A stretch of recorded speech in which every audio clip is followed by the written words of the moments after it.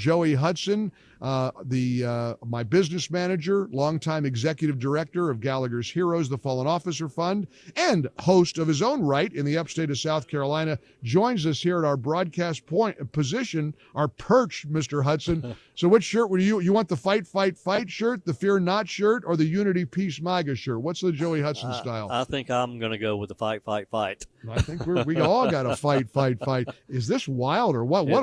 It is crazy. And this is only day one in Milwaukee. We're not even getting started yet. I'm exhausted. I'm tired. By the way, I have a theory on the vice presidential. Give it to us. I think it's J.D. Vance, because they also over the weekend announced that Don Jr. would be introducing the vice president. He and Don Jr. are very tight, so it worked pretty nicely. We're supposed to hear any moment now, so we'll spring into action. Wendy from Rancho Cordova, California, called and said, you beat Newsmax by 10 minutes with the breaking news about the documents case, so maybe we'll scoop maybe we'll scoop everybody again with news about the vice presidential running mate, so we'll all eyes on that. Joey, you were in Pickens, South Carolina for the Trump rally there. Yes. And you of course are a beloved morning show host in South Carolina. You join me now on News Talk 98.9 WORD in the upstate. You and I were talking about the guy on the building roof and the heartbreaking story that there was apparently a local officer who climbed up the ladder and confronted him.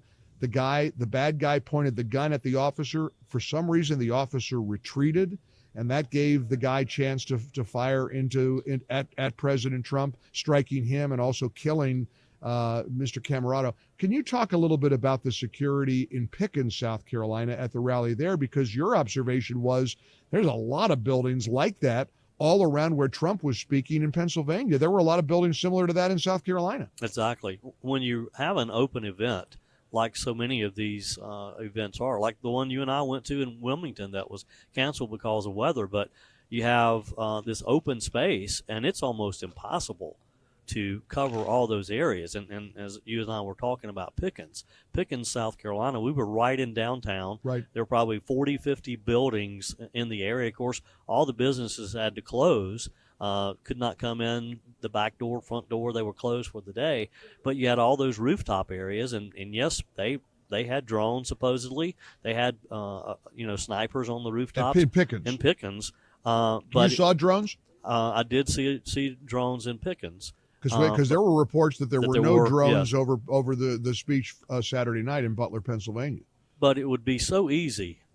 As evidently this 20-year-old did in Butler, Pennsylvania on Saturday, it's almost impossible to cover all of the different scenarios. Right. And that building was outside of the secure area, and it's just it's a big task to cover an event like this. I'm going to be candid if you don't mind. I want to put you on Sure. the spot because you said to me over dinner Saturday night or Sunday night, I guess it was last night.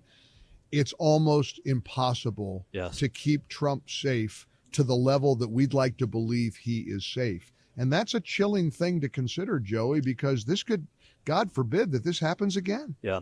Well, and Trump likes to be so close to the people.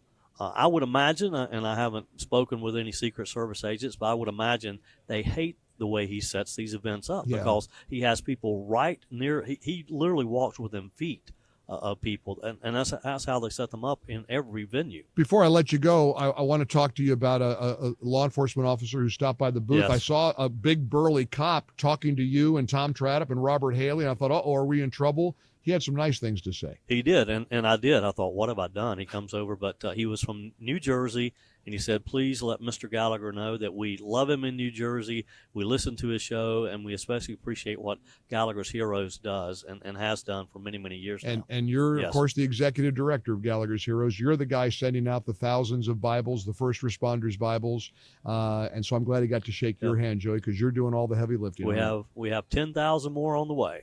Gallagher'sHeroes.org. And again, the executive director is my friend and colleague, Joey Hudson. Keep fighting the good fight, my friend. Sure thing. More coming up.